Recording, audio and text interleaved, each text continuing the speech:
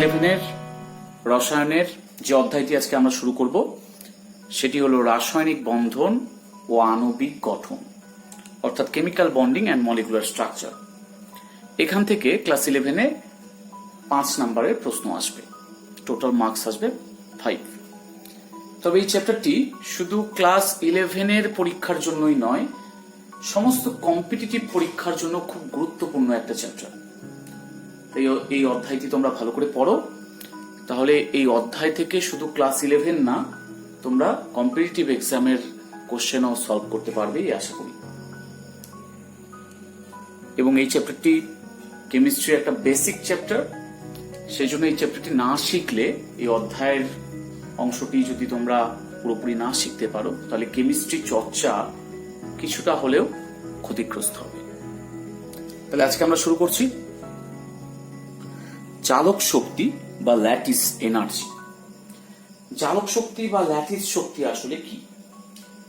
যখন কোনো তড়িৎযোজী যৌগ বা আয়নীয় যৌগ গঠিত হয়, তখন বিপরীত তড়িৎগ্রস্ত কণাগুলি অর্থাৎ ক্যাটায়ন এবং অ্যানায়ন অসীম দূরত্ব থেকে পরস্পরের কাছাকাছি এসে তারা স্থির তাড়িতিক আকর্ষণ বলের মাধ্যমে যুক্ত হয়ে আয়নীয় কেলাস গঠন করে। তখন কিছু পরিমাণ শক্তি উৎপন্ন হয়, অর্থাৎ কিছু পরিমাণ শক্তির মুক্তি ঘটে। এই শক্তিটাই হলো ল্যাটিস শক্তি বা জালক শক্তি। অর্থাৎ আয়নীয় যৌগ গঠনের সাথে কিন্তু ল্যাটিস শক্তি বা জালক শক্তির একটা সম্পর্ক রয়েছে। আমরা একটু সংজ্ঞাটা দেখে নিই, তাহলে আরো ব্যাপারটা পরিষ্কার হবে। সংজ্ঞাটা এরকম: ক্যাটায়ন গ্যাসীয় অবস্থায় আছে এবং অ্যানায়ন যখন গ্যাসীয় অবস্থায় আছে, তারা কাছাকাছি এসে যখন কঠিন আয়নীয় যৌগ গঠন করছে, কতটা পরিমাণে? 1 গ্রাম সংকেত ভরের যতটা হয় ততটা পরিমাণ, তখন তার সাথে কিছুটা শক্তি উৎপন্ন হয়। তার সাথে যে শক্তিটা উৎপন্ন হয়, সেই শক্তিটাকেই আমরা বলি ল্যাটিস শক্তি বা জালক শক্তি, এবং এটাকে ইউ অক্ষর দিয়ে প্রকাশ করা হয়, ক্যাপিটাল ইউ অক্ষর দিয়ে। তার মানে এই শক্তিটা কেমন করে আসলো? আসলে মানুষের রাজ্যে, মানে আমাদের ক্ষেত্রে, আমাদের জীবনে নিয়ম হচ্ছে, যার যত বেশি শক্তি সে তত বেশি স্টেবল। শক্তি কিসের? মানি পাওয়ার, ম্যান পাওয়ার ইত্যাদি শক্তি। সে তত কিন্তু বেশি শক্তিশালী, সে তত বেশি স্টেবল, তার সমাজে স্থায়িত্ব বেশি, প্রতিপত্তি বেশি, সবই বেশি। কিন্তু অণুপরমাণুর রাজ্যে নিয়মটা একটু অন্যরকম। ক্যাটায়ন এবং অ্যানায়ন যখন গ্যাসীয় অবস্থায় ছিল, তাদের শক্তি বেশি ছিল, কিন্তু সেইভাবে তারা অস্থায়ী। তাদের শক্তি যেহেতু বেশি, তারা কম স্টেবল, তারা অস্থায়ী। তাহলে তারা কি চাইবে? তারা কাছাকাছি এসে জোটবদ্ধ হয়ে আয়নীয় যৌগ গঠন করতে চাইবে, যাতে তাদের শক্তি কমে যায়, যাতে তারা স্থায়িত্ব পায়, স্টেবিলিটি চায়। তাহলে এই স্টেবিলিটি পাওয়ার জন্য তারা আয়নীয় সলিড তৈরি করছে, এবং যেহেতু তারা স্টেবল হয়ে গেল আয়নীয় যৌগ গঠন করে, তাহলে ওরা তো এবার কম শক্তির অধিকারী হবে। তাহলে ওদের মধ্যে তো আগে থেকে বেশি শক্তি ছিল, তাহলে বাকি শক্তিটা কিন্তু ওরা ছেড়ে দিল। যে শক্তিটা ছেড়ে দিল সেটাকে আমরা বলি ল্যাটিস শক্তি বা জালক শক্তি। মনে করো যে আমি জাস্ট একটা এমনি এক্সাম্পল দিচ্ছি শুধু বোঝার জন্য।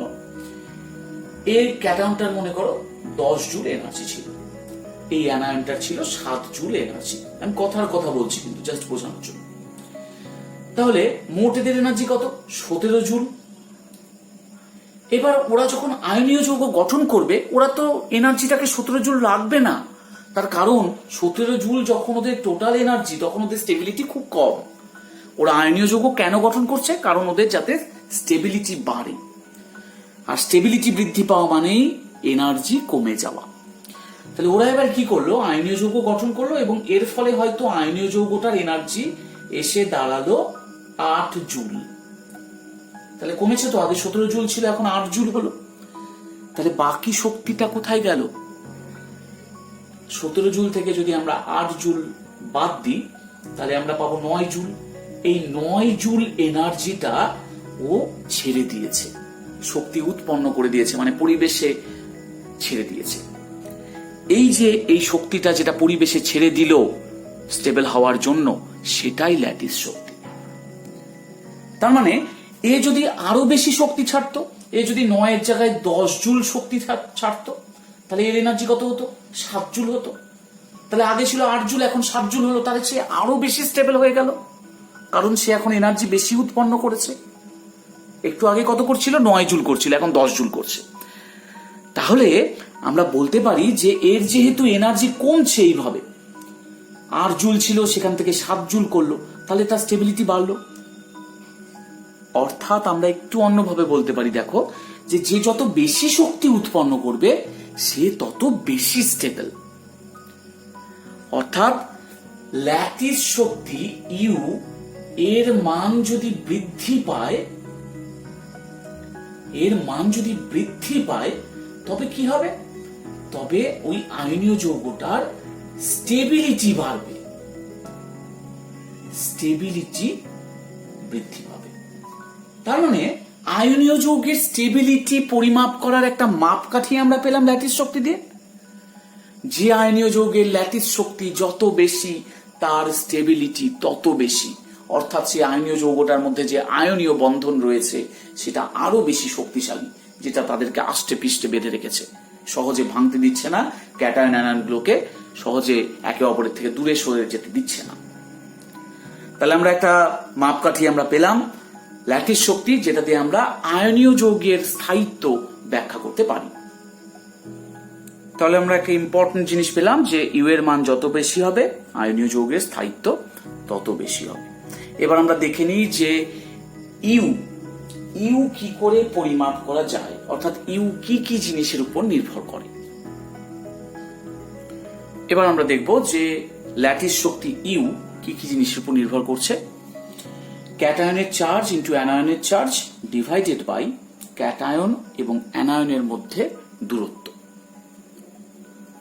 যদিও দূরত্বটা সাম্যাবস্থায় থাকাকালীন দূরত্ব, এটাই হওয়া উচিত, যাই হোক, ক্যাটায়ন এবং অ্যানায়নের মধ্যে দূরত্ব। তাহলে চার্জ যত বেশি হবে, ক্যাটায়ন এবং অ্যানায়নের চার্জের গুণফল তত বেশি হবে এবং ইউ এর মান কিন্তু তত বেশি হবে।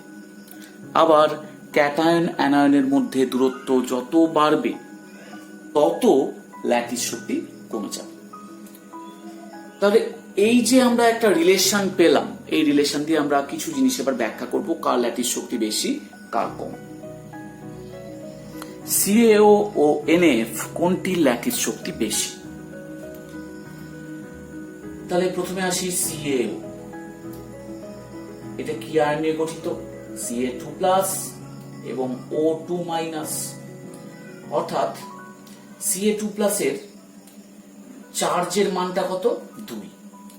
O2- এর চার্জের মান কত? 2। তার মানে এই 2 এবং 2 আমরা যদি শুধু মানটা নিই, চিহ্ন নিলাম না, শুধু মান নিচ্ছি, তাহলে চার্জের মানের গুণফল কত? 4 হবে। এবার দেখি NaF এর ক্ষেত্রে। NaF কি দিয়ে গঠিত? Na+F-। তার মানে এখানে আছে +1 অর্থাৎ মানটা 1, এখানে আছে -1 চার্জটা অর্থাৎ 1। তাহলে চার্জের গুণফল কত? চার্জের মানের গুণফল এখানে 1। তাহলে কোনটির ক্ষেত্রে চার্জের গুণফল বেশি? নিশ্চয়ই সিএও, কারণ এখানে 4 হয়েছে। এখানে যখনই চার্জের গুণফল আমরা বেশি পেয়ে যাচ্ছি আর আমরা দূরত্ব নিয়ে ভাববো না, এটাই তখন প্রধান ফ্যাক্টর। তার মানে এখানটায় যেহেতু চার্জের গুণফল বেশি, আমরা বলতে পারি U of CAO greater than U of NF. তাহলে পেয়ে গেলাম উত্তর। এবার আমরা আসি এনএআই ও এনএএফ কোনটির ল্যাটিস শক্তি বেশি। তাহলে এনএআই এর ক্ষেত্রে কি হচ্ছে? Na+I-। তাহলে এর চার্জের মানটা 1, এরও চার্জের মান 1, তার মানে 1 × 1 = 1 পেলাম আমরা। NF Na+F-, তার মানে এটারও চার্জের মান 1, এরও চার্জের মান 1, তাহলে আমরা পেলাম 1। অর্থাৎ দুটোই কিন্তু চার্জের গুণফল একই। এবার আমাদেরকে দেখতে হবে দূরত্ব। যেহেতু চার্জ একই হয়ে যাচ্ছে, এবার দূরত্ব ফ্যাক্টর করবে। এখানে Na প্লাস আছে, I মাইনাস আছে, এখানেও Na প্লাস F মাইনাস আছে। তাহলে দুটো ক্ষেত্রে Na প্লাস আছে, আমরা Na প্লাস নিয়ে ভাবছি না, আমরা একটা ভাবছি I মাইনাস এবং আরেকটি ভাবছি F মাইনাস। এদের মধ্যে কে বড়? আমরা যদি পর্যায় সারণীটা খেয়াল করি, আমরা দেখব 17 নং শ্রেণীতে ফ্লুরিন সবার উপরে থাকে, তারপরে ক্লোরিন, তার নিচে থাকে ব্রোমিন, তার নিচে থাকে আয়োডিন। ওপর থেকে নিচে নামলে আকার বৃদ্ধি পায়। তাহলে পরমাণুর আকার যদি বাড়ে, আয়নেরও আকার বেড়েছে। অর্থাৎ I মাইনাস এর আকার greater than F minus, F minus এর চেয়ে আকারে বড়। তাহলে Na প্লাস কিন্তু দু ক্ষেত্রেই আছে। এটা যদি Na প্লাস হয়, এইটা হবে I minus, Na plus I minus. আবার এটা যদি Na প্লাস হয়, এটা যদি Na প্লাস হয়, তাহলে কি এইটা হবে হয়তো F মাইনাস। তাহলে দেখো এই দুজনের নিউক্লিয়াসের মধ্যে দূরত্ব আর Na এর দুটো নিউক্লিয়াসের মধ্যে দূরত্ব, Na প্লাস এবং I মাইনাসের মধ্যে দূরত্ব কোনটা বেশি?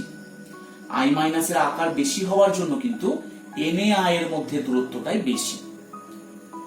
তাহলে এদের মধ্যবর্তী দূরত্ব বেশি NaF এর তুলনায়। তাহলে আমরা বলতে পারি যে Na এর ল্যাটিস শক্তি কম, যেহেতু দূরত্ব বেশি। তাহলে আমরা একটু এরকম ভাবে লিখি, R of NaI greater than R of NaF, যেহেতু I মাইনাস এর আকার বেশি, তাই তাদের মধ্যে, তাদের নিউক্লিয়াস দ্বয়ের মধ্যে দূরত্ব বেশি। যেহেতু বেশি, অতএব আমরা লিখতে পারি U of NaI less than U of NaF। তাহলে আমরা বুঝে গেলাম যে দূরত্ব কিভাবে ফ্যাক্টর করছে ল্যাটিস শক্তিতে। ল্যাটিস শক্তি নির্ণয় করার জন্য বর্ন এবং ল্যান্ডে বলে দুজন সায়েন্টিস্ট, তারা একটা মডেল তৈরি করেন এবং তার ভিত্তিতে একটা সমীকরণ তৈরি করেন। তা আমি মডেলটি একদম সংক্ষেপে তোমাদেরকে একটু বলবো, যদিও তোমাদের সিলেবাসে নেই, শুধু ইকুয়েশনটা তোমরা পড়বে। তাহলে আমরা দেখে নিই যে বর্ন এবং ল্যান্ডে তারা কিভাবে তাদের সমীকরণটা তৈরি করেছিলেন, কোন মডেলের ভিত্তিতে।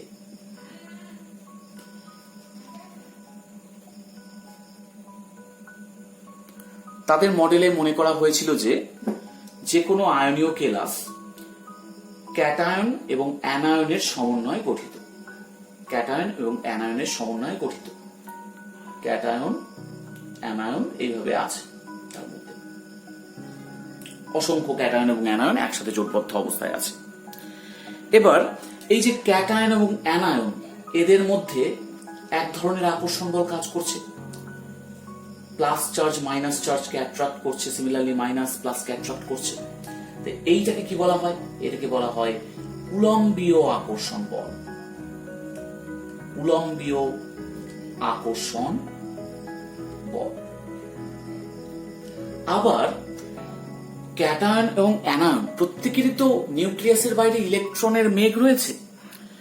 তাহলে তারা যখন খুব কাছাকাছি চলে আসছে, একটা ক্যাটায়ন এবং একটা অ্যানায়ন, বা একটা অ্যানায়ন আর একটা অ্যানায়ন যখন খুব কাছাকাছি চলে আসছে, তখন তাদের এই যে ইলেকট্রন ক্লাউড, ইলেকট্রন মেঘ একে অপরকে কিন্তু বিকর্ষণ করছে। কারণ ইলেকট্রন মেঘ তো সিমিলার চার্জের হয়, তাহলে একে অপরকে বিকর্ষণ করে। তাহলে তাদের মধ্যে বিকর্ষণ বলও কিন্তু কাজ করছে। যে বিকর্ষণ বলটাকে বলা হয়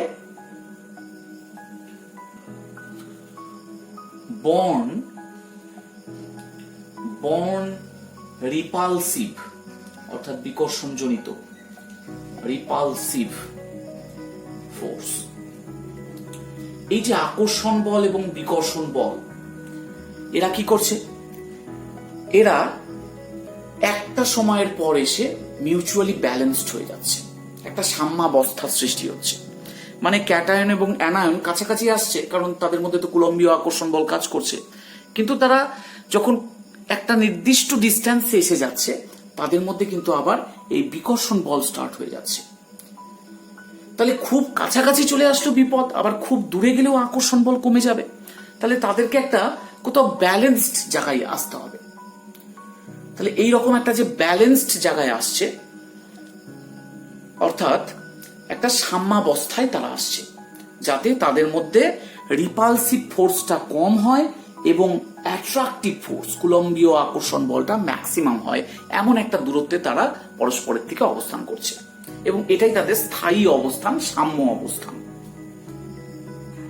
তাহলে এই যে টোটাল যে আকর্ষণ এবং বিকর্ষণ বল, এই টোটাল বলটাকেই আমরা ল্যাটিস শক্তির প্রেক্ষিতে মাপতে পারব। তাহলে আমরা বলতে পারি ল্যাটিস শক্তি মানে কি? কুলম্বীয় আকর্ষণ বল এবং বর্ণের বিকর্ষণজনিত বলের যোগফল। তাহলে আমরা এরকম লিখতে পারি, কুলম্বীয় আকর্ষণ বল আমরা তার ইকুয়েশন কি হয় জানি। আমরা কিন্তু পরমাণুর গঠন চ্যাপ্টারে দেখেছিলাম এমন equation, Z plus Z minus E square by 4 pi epsilon 0 R. সেই জন্য আমি আর এখানে বলছি না যে এটা কিভাবে আসলো বা তার ভূমিকা আমি বলছি না, আমি লিখে দিলাম। যাদের অসুবিধা হবে এই জায়গাতে তোমরা পরে পরমাণুর গঠন অধ্যায়টি দেখে নিও, ভিডিওগুলো আমার দেওয়া আছে, তাহলে বুঝতে পারবে। এখানে জেড প্লাস মানে ক্যাটায়নের চার্জ, জেড মাইনাস মানে অ্যানায়নের চার্জ, আর মানে তাদের মধ্যে ওই সাম্যাবস্থায় স্থায়ী অবস্থায় থাকাকালীন দূরত্ব। ই হলো ইলেকট্রনের চার্জ, আর 4 পাই এপসাইলন এসআই পদ্ধতি করার জন্য নিচে বসাতে হয়। তাহলে এটা কুলম্বীয় আকর্ষণ বল। এবার রিপালসিভ ফোর্স বিকর্ষণ বলটা কি হবে? B by R to the power N. এখানে বি একটা কনস্ট্যান্ট, বি একটা ধ্রুবক, এন কি? এনও একটা ধ্রুবক, এনও একটা ধ্রুবক। এর মানটা পূর্ণ সংখ্যায় হয়, এর মানটা সবসময় পূর্ণ সংখ্যায় হয়। এবং এন কে বলা হয় বর্ন এক্সপোনেন্ট, বর্ন এক্সপোনেন্ট। আমরা যদি টোটাল আয়নসের কুলম্বীয় আকর্ষণ বল এবং বিকর্ষণ বল হিসাব করি, তাকে যোগ করি, তাহলে আমরা ল্যাটিস শক্তির মান কিন্তু পেয়ে যাব। এক মোলের মধ্যে যতগুলো আয়ন থাকে, এক মোল পদার্থের মধ্যে যতগুলো আয়ন থাকবে, ক্যাটায়ন অ্যানায়ন থাকবে, তাদের মোট আকর্ষণ বিকর্ষণ বলকে যোগ করলে আমরা ল্যাটিস শক্তি পেয়ে যাব। এটা কিন্তু বর্ন এবং ল্যান্ডের মতে, তাদের মডেল অনুযায়ী, বর্ন এবং ল্যান্ডের মডেল অনুযায়ী আমরা এনার্জির সাথে ইন্টার আয়নিক সেপারেশন নিয়ে প্লট করতে পারি। ইন্টার আয়নিক সেপারেশন মানে কি? ক্যাটায়ন এবং অ্যানায়নের মধ্যবর্তী দূরত্ব। এবং এখানে দেখো, এখানে 0 লিখেছি, মানে এই জায়গাটা এনার্জিটা 0, উপরে গেলে এনার্জি পজিটিভ হচ্ছে মানে বাড়ছে, নিচের দিকে গেলে কমছে। আকর্ষণ বল হওয়া মানে কিন্তু এনার্জির ভ্যালুটা নেগেটিভ হয়, তার মানে আকর্ষণ বল হওয়া মানে সেটা নিচের দিকে থাকবে।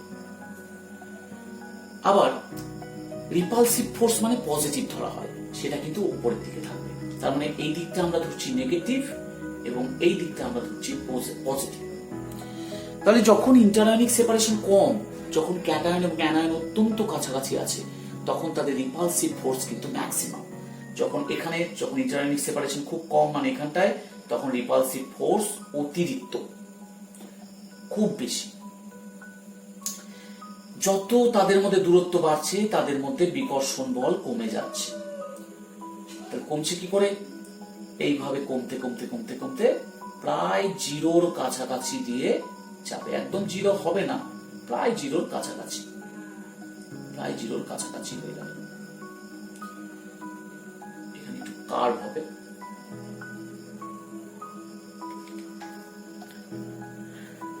আবার যখন ইন্টারআয়নিক সেপারেশনটা কম, তখন তাদের মধ্যে কুলম্বীয় আকর্ষণ বল কিন্তু ম্যাক্সিমাম। আর আকর্ষণ বল ম্যাক্সিমাম মানে নেগেটিভ, ম্যাক্সিমাম নেগেটিভ, মানে ইন্টারআয়নিক সেপারেশন যখন এখানে, তখন কুলম্বীয় আকর্ষণ বলটা এখানে ম্যাক্সিমাম নেগেটিভ। যত দূরত্ব বাড়ছে, তাদের মধ্যে তো দূরত্ব বেড়ে যাওয়ার জন্য কুলম্বীয় আকর্ষণ বল কমে যাচ্ছে। এবার কমতে কমতে কোথায় যাবে? এটিও বাঁকা ভাবে এইভাবে যাচ্ছে, প্রায় জিরোর কাছাকাছি চলে গেল, একটা সময় পরে প্রায় জিরোর কাছাকাছি। তাহলে একদিকে যত দূরত্ব বাড়ছে তত রিপালসিভ ফোর্স কমছে, আবার একদিকে কিন্তু আকর্ষণ বলও কমছে দূরত্ব বাড়ার সাথে সাথে। তাহলে এখানে সাম্য অবস্থান কোনটা? আমি যদি দুটো এনার্জিকে কনসিডার করি, তো দুটো এনার্জিকে কনসিডার করে আমরা একটা এরকম টাইপের গ্রাফ পাবো, এরকম টাইপের আমরা একটা গ্রাফ পাবো যেখানে দুটো এনার্জিকে আমরা কনসিডার করলাম। তাহলে আমরা একটা এরকম টাইপের গ্রাফ পাচ্ছি। এই গ্রাফটার মধ্যে কিন্তু যেমন বিকর্ষণ বল আছে, আকর্ষণ বল আছে, দুটোকে নিয়ে আমরা করলাম। তাহলে এটা আমাদের রেজাল্ট্যান্ট, দুটোর লব্ধি, রেজাল্ট্যান্ট। তাহলে এই যে গ্রাফটা পেলাম, এর মধ্যে সবচেয়ে এনার্জি কোথায় কম? এইরকম জায়গায় সবচেয়ে এনার্জি কম। তাহলে এইটাই হবে আমাদের সাম্যাবস্থায় ক্যাটায়ন এবং অ্যানায়নের মধ্যে দূরত্ব। এটাকে আমরা ছোট হাতের আর দিয়ে বলছি। তাহলে আমরা দেখতে পাচ্ছি যে কোন জায়গাটায় তাদের মধ্যে দূরত্বটা থাকবে, সাম্য দূরত্বটা কত থাকবে, যাতে তাদের মধ্যে স্টেবিলিটি ভালো থাকে। তাহলে রেজাল্ট্যান্ট প্লট থেকে আমরা কিন্তু দেখতে পাচ্ছি এই জায়গাটায় স্টেবিলিটি ভালো হবে, কারণ এই জায়গাটায় তাদের এনার্জিটা ন্যূনতম। এই কার্ভের যে মিনিমাম পয়েন্ট তাতে কিন্তু এদের এনার্জিটা ন্যূনতম, অর্থাৎ এই যে ডিস্টেন্স, এই ডিস্টেন্সটাই আমরা বলবো সাম্য দূরত্ব ক্যাটায়ন এবং অ্যানায়নের মধ্যে। তো যাই হোক, এই ইকুয়েশনটাকে যদি আমরা সলভ করি, আরো অনেক যদি প্রসেসের মধ্যে দিয়ে যাই, তাহলে আমরা ফাইনাল যে ইকুয়েশনটা পাবো সেটা এরকম হবে, U equals to minus A N Z plus Z minus E square by 4 pi epsilon 0 R 1 minus 1 by n। এটা আমাদের ফাইনাল ইকুয়েশন। এটা কিন্তু এসআই সিস্টেমের ক্ষেত্রে, এটা আমাদের এসআই সিস্টেমের ক্ষেত্রে। তাহলে সিজিএস সিস্টেমের ক্ষেত্রে কি হবে? সেক্ষেত্রে ইউ এর মানটা আসবে, ইকুয়েশনটা আসবে এরকম, minus A N Z plus Z minus E square by R 1 minus 1 by n। SI system মানে ইউ এর মানটা জুল এককে আসবে, এই ভ্যালু থেকে আমরা জুল একক পাবো, এবং সিজিএস সিস্টেম মানে এই ভ্যালু থেকে আমরা আর্গ একক পাবো। শক্তি যেহেতু ল্যাটিস শক্তি, তাহলে এসআই এ জুল পাবো এবং সিজিএস এ আর্গ এককে মান পাবো। তো যাই হোক, এটা আমাদের কিন্তু ফাইনাল ইকুয়েশন, যেটা এখান থেকে এসছে। তাহলে এই যে আমি যদি গুণ করে দিই 1 এর সাথে, তাহলে প্রথম পার্টটা কিন্তু আকর্ষণ বল, এবং 1 বাই n এর সাথে যে পার্টটা যুক্ত হবে সেটা বিকর্ষণ বল, যেটা বন্ড রিপালসিভ ফোর্সের অংশ। এখানে একটা নতুন কনস্ট্যান্ট এসছে, দেখো, একটা না দুটো এসছে, একটা এসছে এ এবং একটা এসছে এন। তাহলে এন কি? এন মানে হচ্ছে অ্যাভোগাড্রো নাম্বার, অ্যাভোগাড্রো সংখ্যা। তাহলে এ কি? এ হলো একটা নতুন কনস্ট্যান্ট, এর নাম ম্যাডেলান কনস্ট্যান্ট, ম্যাডেলান কনস্ট্যান্ট, ম্যাডেলান ধ্রুবক। এর মান বিভিন্ন আয়নীয় কেলাসের ক্ষেত্রে বিভিন্ন রকমের হয়। তাহলে আমরা এন তো আগেই দেখেছি, বর্ন এক্সপোনেন্ট। এই যে বর্ন এক্সপোনেন্ট যে পূর্ণ সংখ্যা হয়, এর মান কত হতে পারে দেখে নিই আমরা একটু বর্ন এক্সপোনেন্ট সম্পর্কে। বর্ন এক্সপোনেন্ট কোন টার্মের সাথে যুক্ত ছিল? বর্ন এক্সপোনেন্ট যুক্ত ছিল বিকর্ষণ বলের সাথে। এবার বিকর্ষণ বল কি কারণে হয়? ইলেকট্রন ইলেকট্রনের মধ্যে বিকর্ষণ, অর্থাৎ আয়নের মধ্যে ইলেকট্রন সংখ্যা যত বাড়বে তত বিকর্ষণ বল বাড়বে, তার মানে তত বর্ন এক্সপোনেন্টের মান বৃদ্ধি পাবে। তাহলে এন ইনক্রিজ করে কখন? যদি ইলেকট্রন ইনক্রিজ করে, ক্যাটায়ন এবং অ্যানায়নে যদি ইলেকট্রন ইনক্রিজ করে তবে এনও ইনক্রিজ পাবে। যে সমস্ত আয়ন টাইপটা হিলিয়ামের মতো, আয়ন টাইপ যাদের হিলিয়ামের মতো, হিলিয়াম মানে কি, যাদের ইলেকট্রন বিন্যাস, যে সমস্ত আয়নের ইলেকট্রন বিন্যাস 1s2 হবে, তাদের ক্ষেত্রে n এর মানটা হবে 5। যে সমস্ত আয়ন টাইপ নিয়নের মতো হবে, অর্থাৎ 1s2, 2s2, 2p6 এই ইলেকট্রন বিন্যাসের মতো হবে, তাদের ক্ষেত্রে n এর মানটা হবে 7।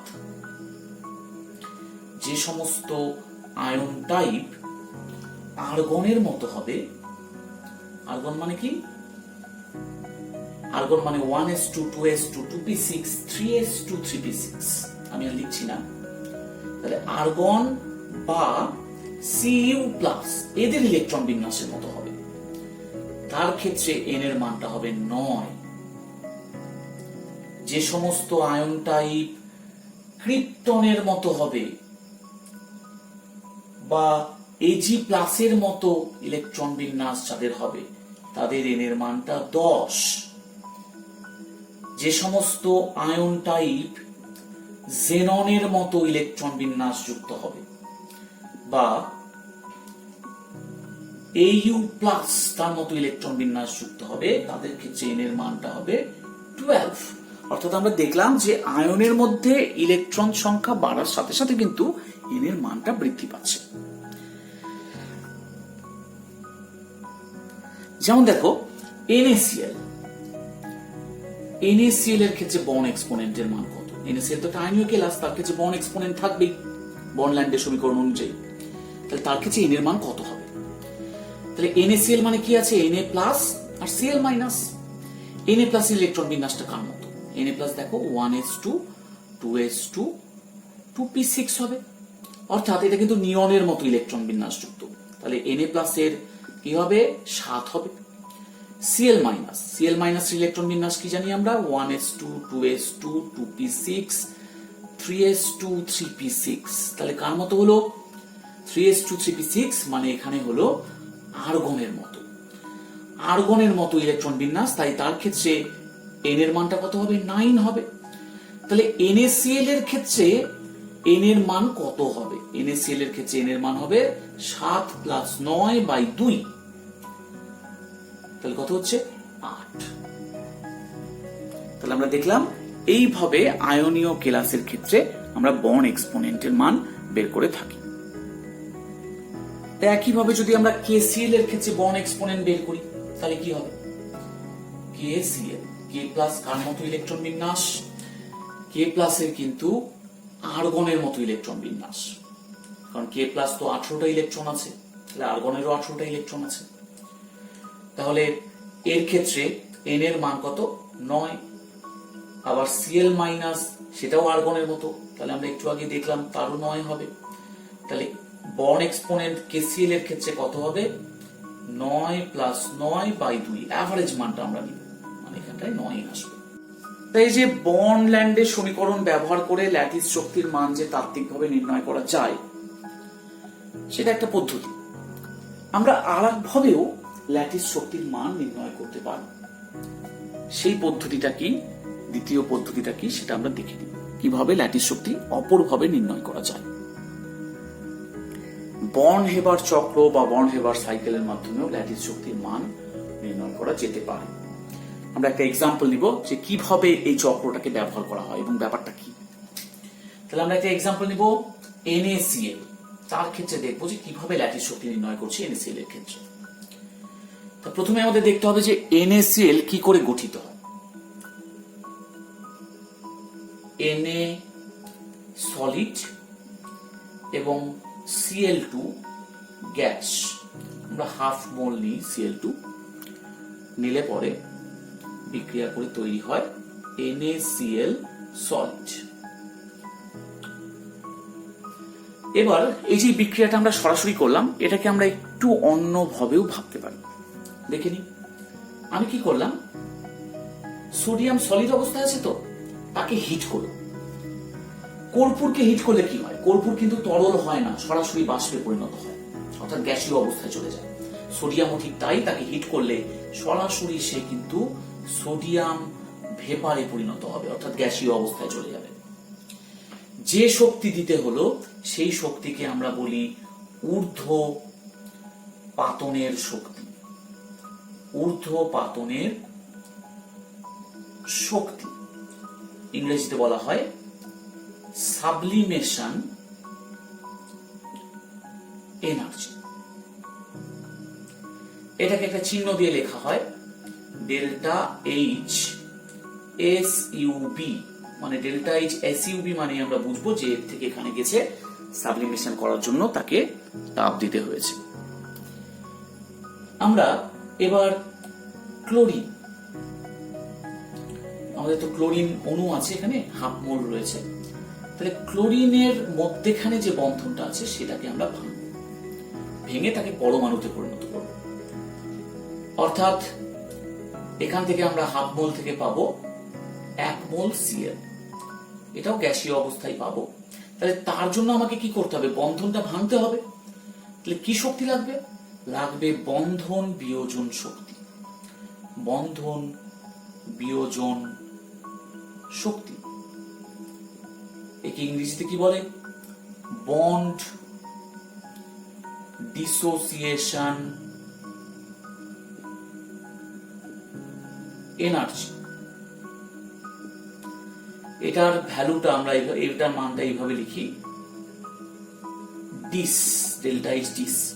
আচ্ছা, এখানে যেহেতু হাফ মোল লেগেছে, নিশ্চয়ই এনার্জিটাও হাফ মোলের জন্য লাগবে, তাহলে হাফ দিয়ে আমরা গুণ করে দেব। তাহলে এই এনার্জিটা লাগছে হাফ মোল সিএল2 এর জন্য। যদি 1 মোল থাকতো এখানে, যদি হাফ না থাকতো তাহলে কিন্তু এখানেও হাফ দিতে হতো না। তাহলে সিএল হয়ে গেছে পরমাণুতে, সোডিয়াম গ্যাসীয় পরমাণু হয়ে গেছে। এবার আমরা এর মধ্যে আয়োনাইজেশন এনার্জি, আয়নীভবন শক্তি। তাহলে কি হবে? এর থেকে একটা ইলেকট্রন বেরিয়ে যাবে, ক্যাটায়ন তৈরি হবে, গ্যাসীয় ক্যাটায়ন। এর মধ্যে যদি আমি ইলেকট্রন আসক্তি দিই, ইলেকট্রন অ্যাফিনিটি দেওয়া বলা উচিত না, এখানে বলতে হবে যে আমি যদি একটা সিএল ঢুকিয়ে দিই তাহলে এই শক্তিটা উৎপন্ন হবে। তাহলে কি হবে? সিএল মাইনাস জি, অর্থাৎ গ্যাসীয় ক্যাটায়ন গ্যাসীয় অ্যানায়ন কিন্তু তৈরি হয়ে গেল। এবার এই যে গ্যাসীয় ক্যাটায়ন এবং গ্যাসীয় অ্যানায়ন থেকে আমরা তৈরি করতে পারি NaCl সলিড। যে শক্তি উৎপন্ন হয় তাকে বলা হয় ল্যাটিস শক্তি, কারণ আমরা ল্যাটিস শক্তির সংজ্ঞাতে এরকম দেখেছিলাম। তাহলে এই যে এই পরিবর্তন, এখানে সরাসরি পরিবর্তন যখন হয়েছিল আমি তাকে ই টোটাল লিখি। তাহলে সরাসরি যখন পরিবর্তন হয়েছিল তখন একটা শক্তি লেগেছিল ই টোটাল, একটা শক্তি উৎপন্ন হয়েছিল, মানে পরিবর্তন ঘটেছিল। আবার আমরা যখন বিকল্প উপায় করলাম তখন বিভিন্ন শক্তি উৎপন্ন হলো। শক্তির সংরক্ষণ সূত্র অনুযায়ী যেহেতু একই পদার্থ থেকে একই জিনিস উৎপন্ন হচ্ছে, তাই দুক্ষেত্রে শক্তির পরিবর্তনটা সমান। অর্থাৎ আমি এই পথে যা করলাম এবং এই পথ দিয়ে যা করলাম তারা পরস্পর সমান। তার মানে কি লিখতে পারি? তার মানে লিখতে পারি E total equals to delta H sublimation plus half delta H dissociation plus I E plus E A plus U. এটা আমরা লিখতে পারি। যদি অন্যান্য ভ্যালুগুলো জানা থাকে তাহলে আমরা ইউ এর মান খুব সহজেই বের করতে পারবো। এটাই আমাদের এই যে চক্রাকার পদ্ধতি, এটাই আমাদের বর্ন হেবার চক্র।